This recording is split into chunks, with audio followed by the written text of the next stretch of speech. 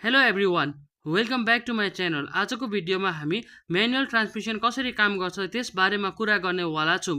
Manual ट्रान्समिसनमा clutch, brake र accelerator हुने गर्दछ। यो 3 पेडल टेक्नोलोजी हो। यो गियर बक्स हो म्यानुअल ट्रान्समिसनको र यो गियर लिभर हो म्यानुअल ट्रान्समिसनको। म्यानुअल ट्रान्समिसनमा ड्राइभरले म्यानुअली क्लच थिचिकन गियर सिफ्ट गर्नु पर्नेछ। अब हामी एउटा सानो एनिमेसन हेरौँ म्यानुअल ट्रान्समिसनको। यो गियर लिभर अहिले 1 नम्बर गियरमा छ, यो पावर फ्लो हो। अब 2 नम्बर गियरमा हुँदाखेरि चाहिँ यस्तो खालके पावर फ्लो हुने गर्दछ। अब 3 नम्बर गियरमा हाल्दाखेरि चाहिँ यो खालके पावर फ्लो आउने गर्दछ र 4 नम्बर गियर हाल्दाखेरि चाहिँ यस्तो खालके पावर फ्लो आउने गर्दछ। त्यहाँदेखि 4 देखि 5 नम्बरमा गियर सिफ्ट हुँदाखेरि चाहिँ यस्तो खालके पावर फ्लो हुने गर्दछ म्यानुअल ट्रान्समिसनमा र 5 देखि रिभर्समा जाँदाखेरि चाहिँ यस्तो खालके पावर फ्लो हुने गर्दछ म्यानुअल ट्रान्समिसनमा। Thank you very much. यो भिडियो यहाँसम्म हेरिदिनु भएकोमा प्लिज मेरो च्यानललाई लाइक र सब्सक्राइब गरिदिनुहोस्। Thank you.